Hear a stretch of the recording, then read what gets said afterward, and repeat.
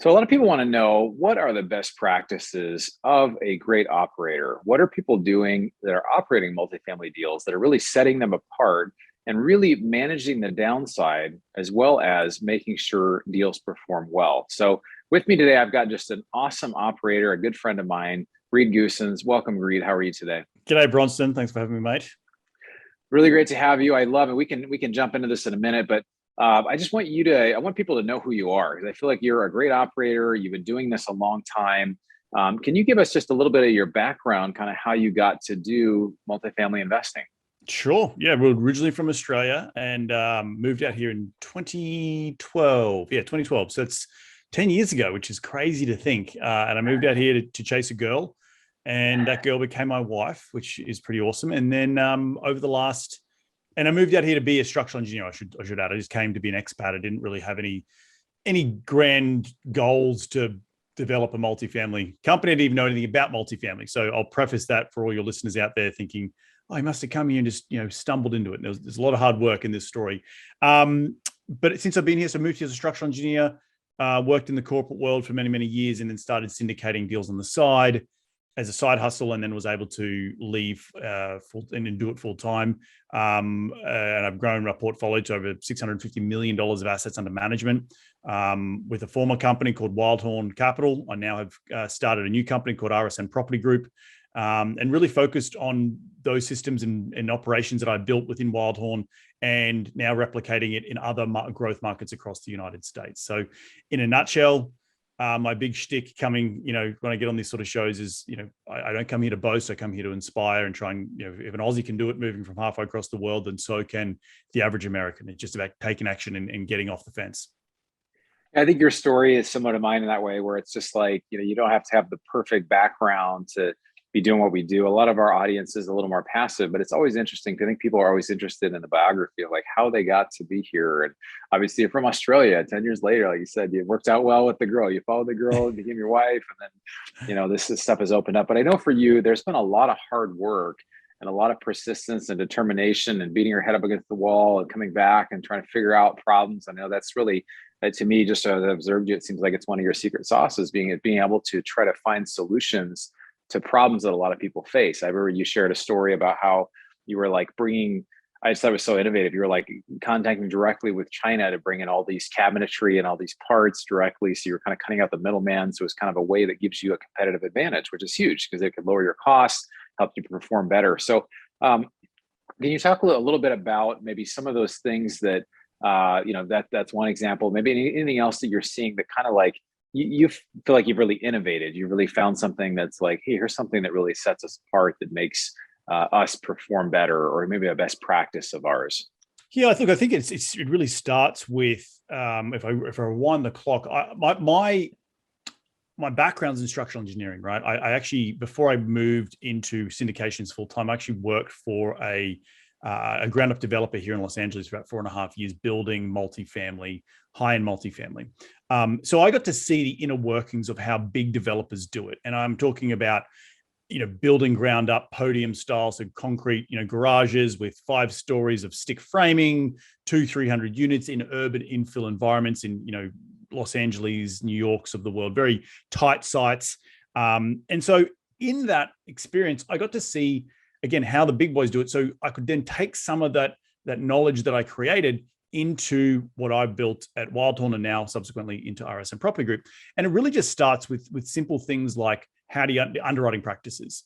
You talk about direct sourcing from China. You talk about asset management. There's all these different elements that I might not have the operations on terms of the property management side, but I oversee them, and how I operate and oversee the property management company has all been learnt from my days as building ground up construction with the developer. Similarly with, direct sourcing product from China, same thing. I learned it from other people. It isn't rocket science. I bring a certain skill set to my company and found my company on ways that other bigger, smarter, better operators, i.e. my former boss, ran his company, and he had well over $2 billion worth of high-end coastal real estate. So we're not even talking about interior real estate. I'm talking New York, LA, San Francisco type of real estate. So in general, that's what I bring. Special sauce, nothing really, extra, just more that I'm very attention to details. The engineering background, sort of, you have to be, able to break it apart and pull it back together again. In order, and then how I approach my underwriting, how I approach my processes, how I approach my asset management, how I approach my construction management, how I approach building systems within the company, probably is what sets me apart. And that's just the way I'm sort of wired. Yeah. It is interesting. I find there's kind of like it's very generalized, but two types of people in multifamily. It's either more the technical kind of engineer, CPA, kind of, process oriented people, kind of like yourself, or it's people that like me, are a little like sales background, or just love, talking and sharing stuff. And so, kind of, and obviously there's a benefit there. And I know how to underwrite and do other things, but the level of attention to detail, I know that's really your passion, is really getting in and trying to improve processes. And I know that's a big engineering thing as well, where you take a problem and you're trying to get to a certain level of efficiency and all of that. So, and that's neat. I love that you shared that, you didn't necessarily, invent any of this stuff yourself. You just saw other people doing it, and you're able to take those best practices. And that's what we talk a lot about at our meetup, or just even on this show, about, the power of networking and education. I know you spoke recently at Phoebe, which is our Pasadena multifamily meetup. We do once a month, the first Wednesday of the month. And, just the power that happens when you're in the room with people that are doing big stuff. And so we hope to have you back again soon, where we don't have to, we're not wearing masks anymore. So we got rid of those finally. But in California, those listening around the country are like, oh my gosh, but we're a little bit behind in California. So, and let's talk a little bit more about kind of something that you shared, and just kind of where that goes from there for me, especially right now with the economy. Obviously, we're in a place where things are always changing. But how are you seeing things changing kind of right now in the multifamily space? Like, what are some kind of recent trends or things that you're watching right now? I think the number one thing is interest rates right now, right? I actually, today being Monday, April 18th, 2022, I just called one of the brokers on a deal that I'm trying to tie up. And I just said to him, look, where I underwrote this deal a month ago, where I sized it up, it's not there anymore. The debt markets are not there. We're moving very, very quickly. I think the SOFR curve has gone from 15 basis points to 54 basis points. Spreads have also widened. So, you look at a deal, the deal that I'm happy to be talking about, late last year in sort of autumn, fall time, it would have penciled at a 3.25 interest rate. Today, I'm seeing all-in interest rates of 4.75%. Proceeds are a lot lower. Banks pushing back a lot on valuations of what, I'm supposed to be picking the property up for. So you ask what I'm looking at. Those are the things that I've got to really keep my finger on the pulse. So I actually get to go back to my broker today and tell him, hey, I can't get this deal to work at what we agreed to, the price. I'm not retrading you because I haven't signed the PSA yet, but I need you to come back. I need to go back to the seller, because right now we're not in a 3.5 cap environment. We're starting to see cap rates start to push back up again. And we're starting to see a little bit of uncertainty in buyers in the market. So I actually think this time is going to be a great time to buy if you're buying at the right price, because there's two things that are happening. Buyers are retracting a little bit. They're not as frothy because they're not as sure about where the market's going. So there's a little bit of uncertainty. And then you got the debt markets also having a little bit of uncertainty. So right now, I think as an operator and investors, there is opportunity to be snagging up some deals that may have been overbid, call it 6 months ago, 3 to 6 months ago, where today, in the next sort of 30 to 60 days, I think you're going to see some deals that sellers are coming to market thinking they're going to get top dollar, where actually they can become very surprised that the market isn't there, or the buyer pool isn't there like they thought it was going to be, as I said, 3 to 6 months ago. So seeing a few things change. But the number one thing I want to talk to, it was sort of my message to investors, is that don't try and time the market here, right? Timing the market is a fool's errand. No one has a crystal ball. And as an investor myself, I'm constantly putting money into the market every year. I want to be buying deals all the time. And if I look back over a 20 or 30 year portfolio, which I will ultimately build in the next 10 or 15 years, if I'm constantly deploying capital, I'm going to be able to make money in every market, because there's going to be some times where I'm timing the market really, really well. And there's going to be other times where maybe not so much. But if I'm looking to deploy capital in a conservative way, and I'm underwriting a lot of deals, I'm keeping my finger on the pulse in terms of interest rates and debt markets and what brokers are telling me, then I'm going to be able to pick up deals at an quote unquote affordable cost in a certain type of market. Yes, the deals today are not what I used to pick up deals for 5, 6, 7 years ago, but we aren't in the 5, 6, 7 years ago. We're in the today market. So I need to deploy capital with the today lens on. And that's really important for your listeners out there, because so many people get caught up in the, I'm going to sit it out. I'm going to wait for the corrections. Like, that's not the way to be doing it. If anything, it's doubling down on looking at more deals, because the more deals you see, the better your sixth sense becomes of understanding whether that deal is overpriced or not, compared to where we are in the marketplace or in the market, quote unquote, cycle. So said a lot of things there, but ultimately they're the things I'm looking at. They're the sort of lessons I'm trying to preach to investors as I'm talking to investors on the phone about current interest rate environments, how you protect your downside, what's happening with bonus depreciation. All these things play into me being a good operator and a good steward of capital, to not necessarily advise them, but to present investors opportunities. So hopefully they want to invest alongside of me, and I've been able to protect their downside.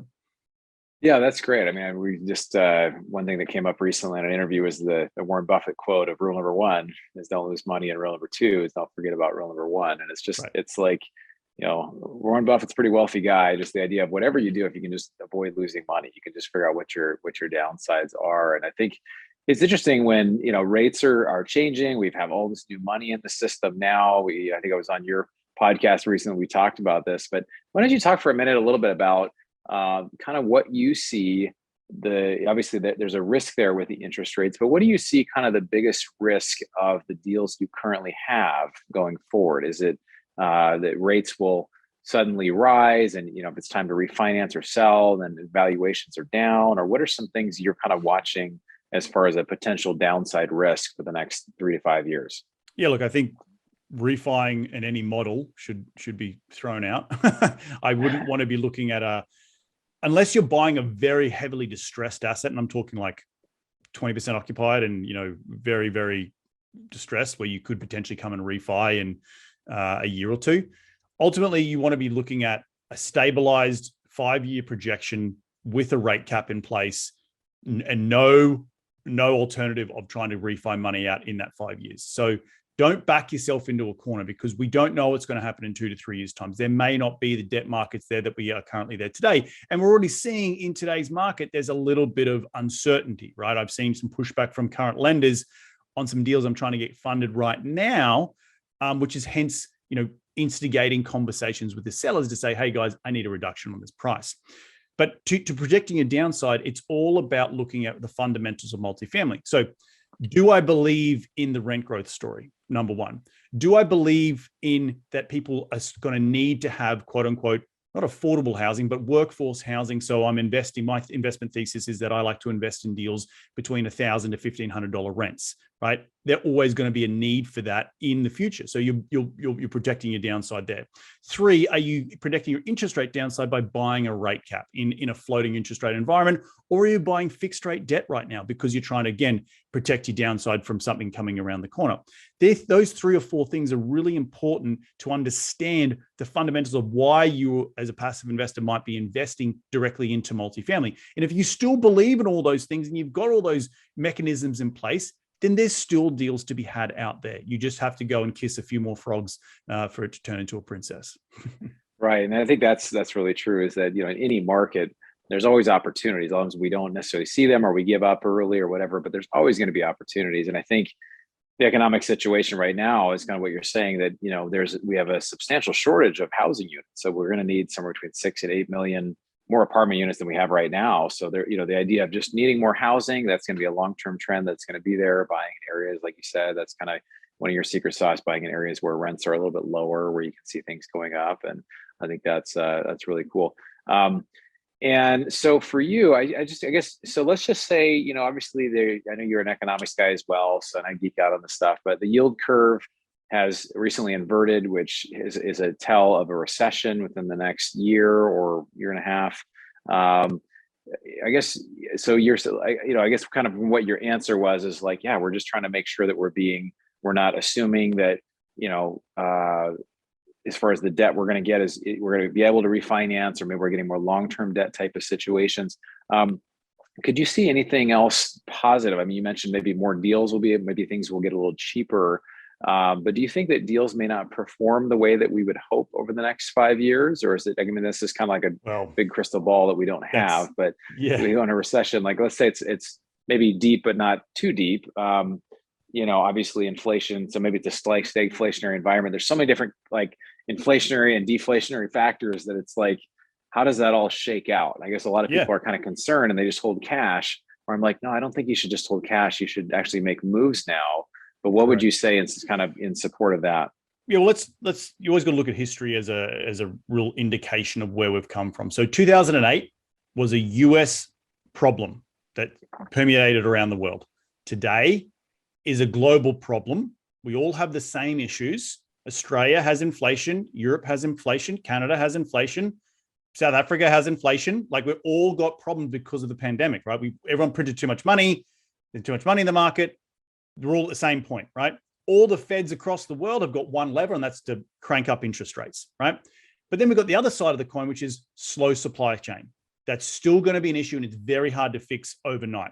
So where I both personally believe that you went back to your, will the deal work over 5 years?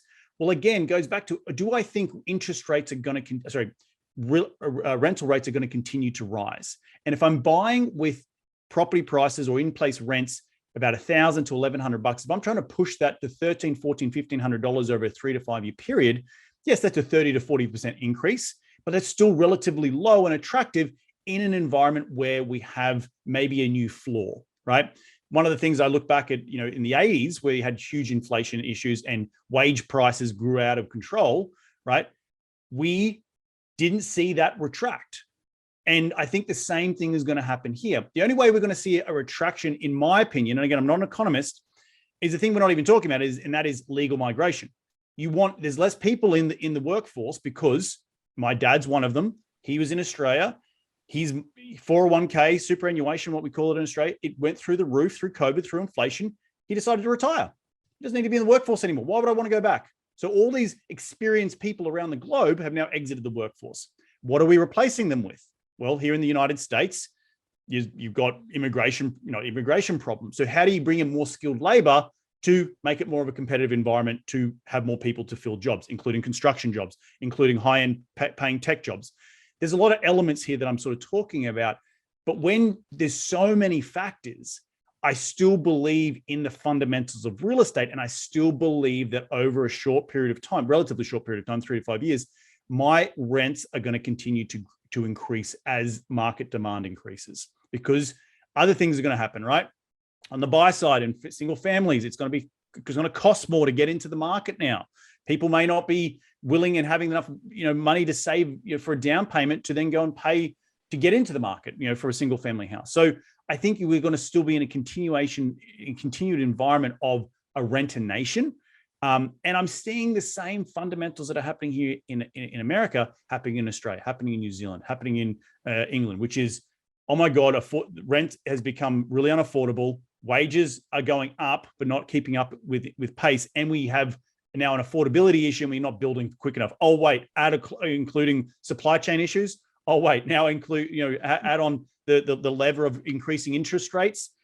All these things still boil down to what you just said. Don't keep your money, put it in hard assets, because over the long term, those fundamentals, that investment will grow over time.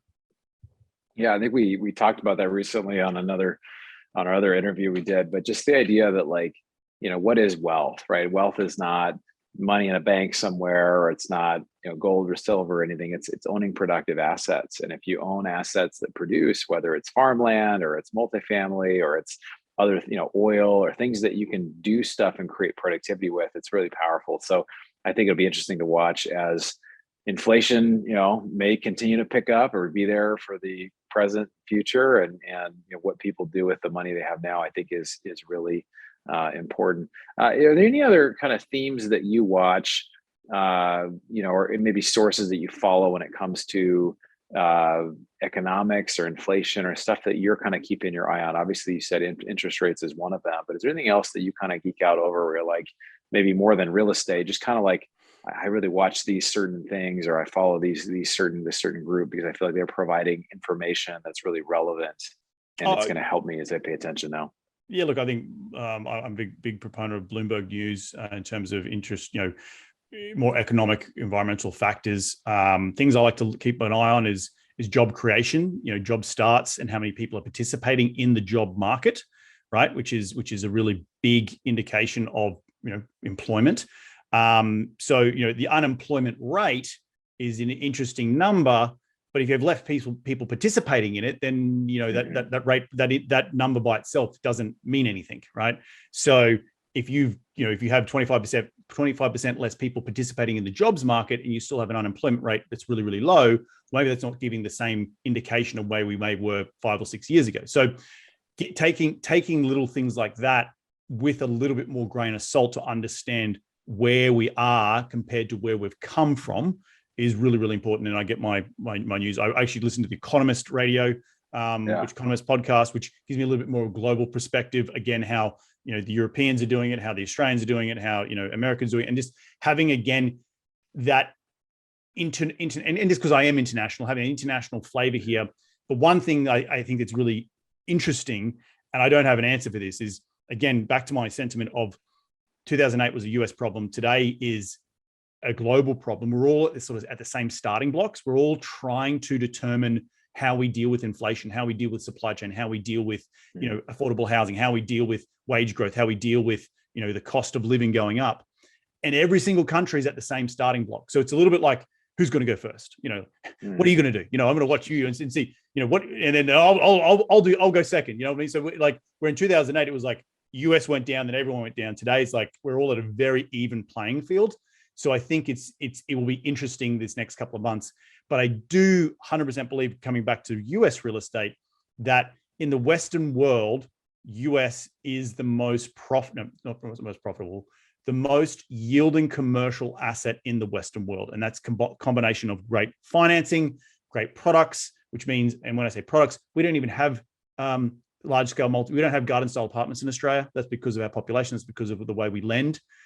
So the US is still a beacon of affordable real estate that a lot of international people are coming to look for yield here in the US because we have such great lending environments. So yes, a lot said there. Again, I could be rambling on all day, but there's just a lot of elements there that I'm looking at.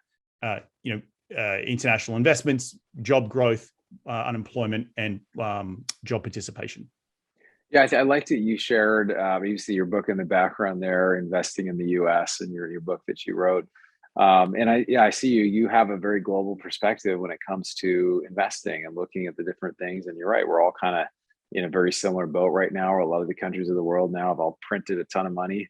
And it's just going to be interesting to see how all this works. But I think that there is a lot of opportunity if people are really paying attention and they're using some of this, I almost call it funny money that is out there. They just continue to flood all the system to buy assets, which is great. So let's talk for a minute as far as advice that you would give if someone's new and they're new to real estate, they are interested in passive investing or learning about kind of more about multifamily. What are some things that you suggest individuals do to learn more about investing and about multifamily?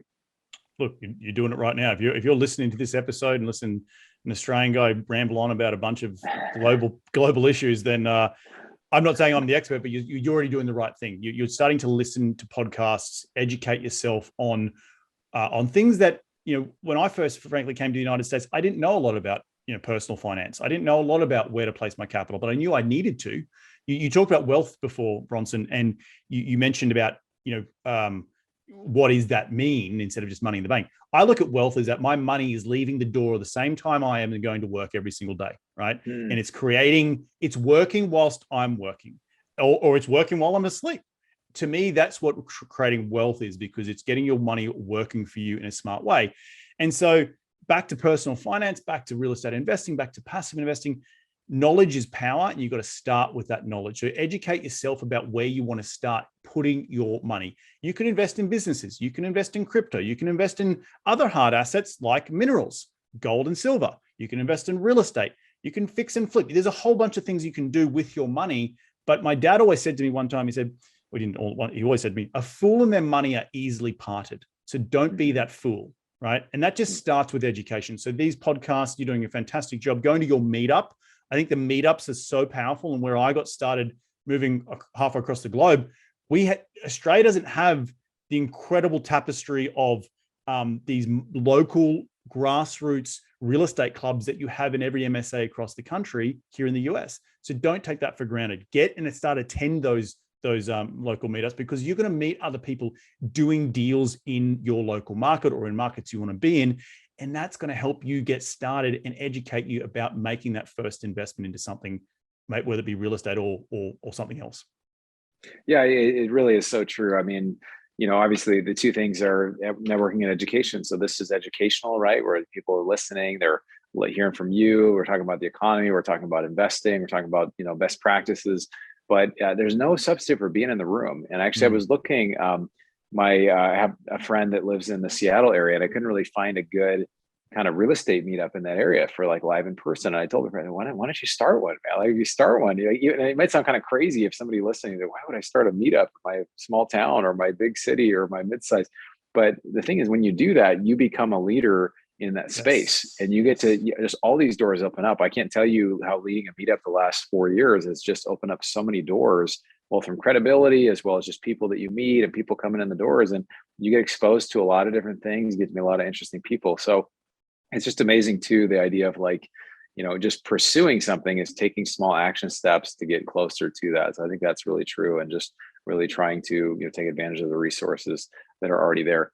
So let's get a little more personal here.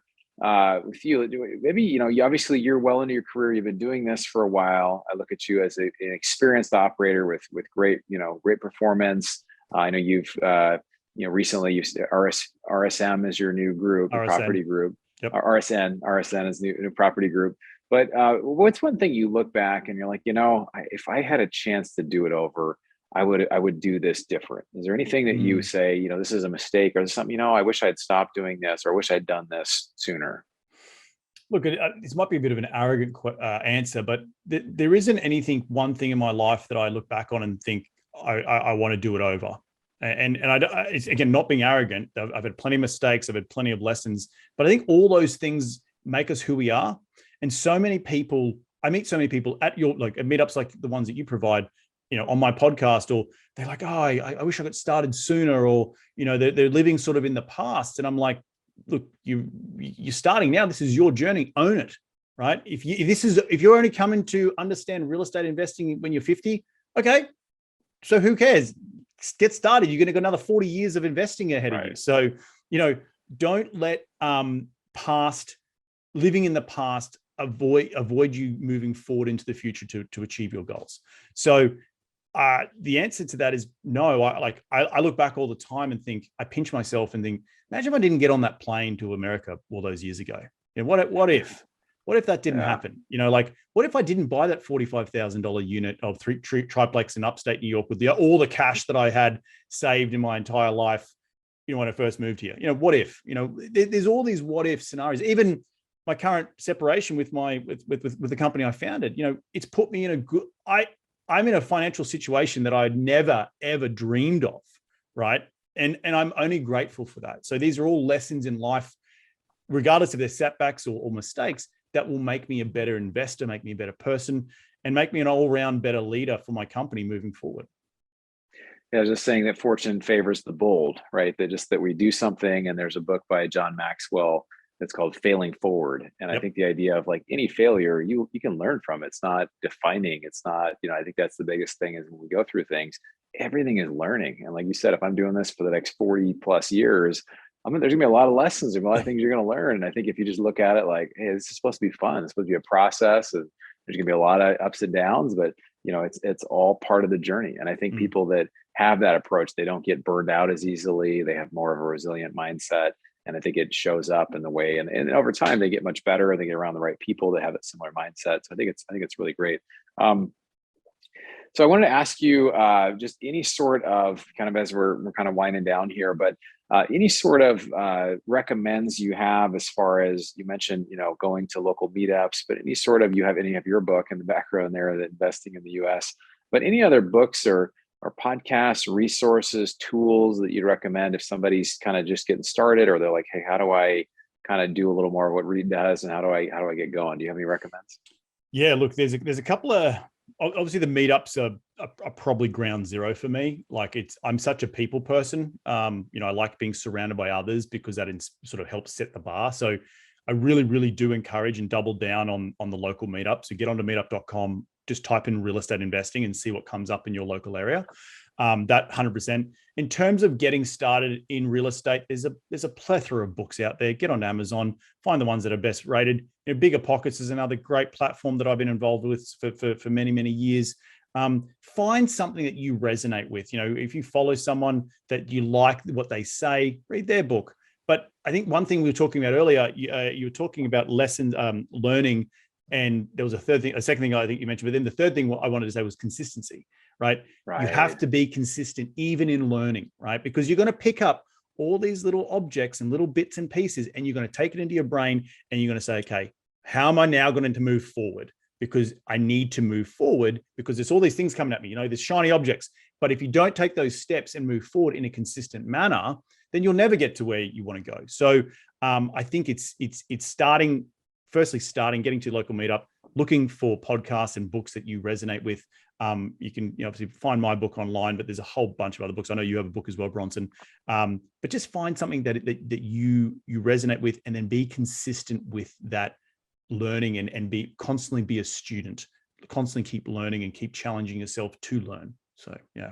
Yeah, and that's it. I mean, I think that's really true. I think Michael Blanc, a friend of ours, interviewed Grant Cardone a little while ago, and they said, Grant, what's your superpower? And he expected Grant to say, oh, it's my jet, or oh, it's my lifestyle, or whatever. But Grant said, it's consistency. It's just showing up every day and just grinding it out. And it's amazing, if whether you're an active syndicator or you want to do active real estate, you want to be passive, it's just being consistent with learning and growth and continuing to move forward. It's just amazing what you can get done. A lot of people, they overestimate what they can get done in 1 year, but they underestimate what they can get done in 5 years. And so it's just the idea of exponential growth. It just is again and again and again. So so that's great. Well, my friend, I'm really excited for you over the next 5 to 10 years. I just see all sorts of great things happening for you. You have an awesome podcast called Investing in the US, as well as you have a book with the same name. So I encourage everybody to check that out. And I've just really appreciated, Reed, your collaborative the kind of mindset that you bring, and you really bring all the value that you have to try to help people get better, which is something that I hope to surround myself more with people like you, where it's just, there is that abundance mindset, whereas we do it, the pie gets bigger and we can actually do more. So encourage anybody listening who is curious to find out more, check out Reed's podcast, check out his book, and just really make effort to make a decision to go to meetups and to read the books and to just really educate and get in the right networks, because it's really amazing how doors open once you start getting around it. I just had a lunch with a friend today who's trying to get into it, and I say, hey, you just got to get in the room, right? You got to get in the room with the right people. And once you're there, all sorts of powerful things happen. So Reed, just thank you so much for all the value that you add. Is there anything else that you wanted to add, or maybe you could just add how people can connect with you or ways they can reach out to you? Yeah, look, the easiest way is to go to my website is reedgoossens.com. That's reedgoossens.com. And if you're ever coming through Los Angeles, I know Bronson, I would love to meet up with you. Just hit us up at info@reedgoossens.com and just let me know when you're coming through town. We can grab a beer, or we can go to lunch and we can talk some shop.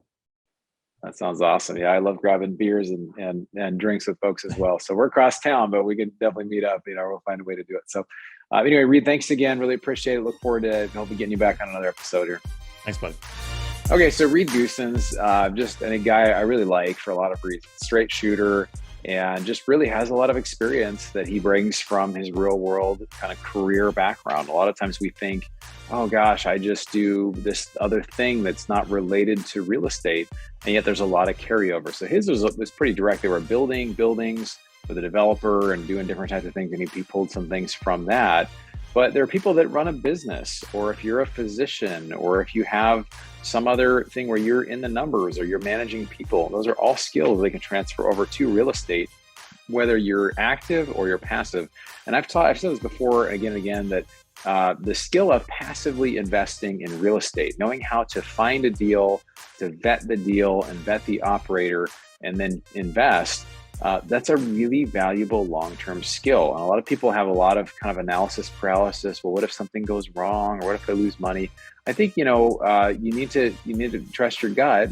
And so at some point, you need to just take the plunge and invest with somebody, and you'll learn a lot. You'll get a lot of information through that. Just as we talked about, it's not about failing, but there's a failing forward, that even if something does not go as well as we'd like in certain areas, we're still going to learn a ton. And if we're investing for the next 40 or 50 years, that could be valuable information. So I know a lot of people that are very high net worth, but they're hesitant to put $50,000 or $100,000 into a deal, which I think is a mistake. Because I think if we're just open to say, hey, this has the potential for me to learn something new, a new skill of passive investing. And then if I got to where I knew I could consistently about double my the money invested every 5 to 6 years, which a lot of deals out there today kind of meet those parameters, or faster. They end up working faster.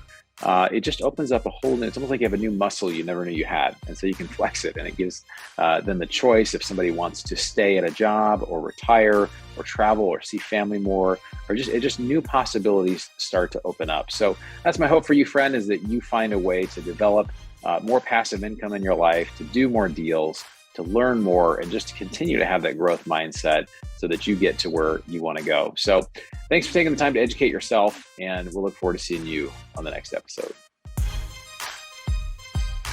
You've been listening to the Mailbox Money Podcast.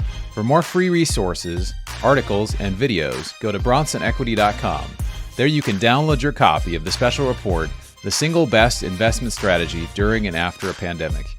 None of the information shared here is an offer to buy a specific investment, and this is for educational purposes only. Consult your financial, legal, and tax professionals and use your own common sense before making any investment decisions. Thanks for joining us, and be sure to tune in next time for more Mailbox Money.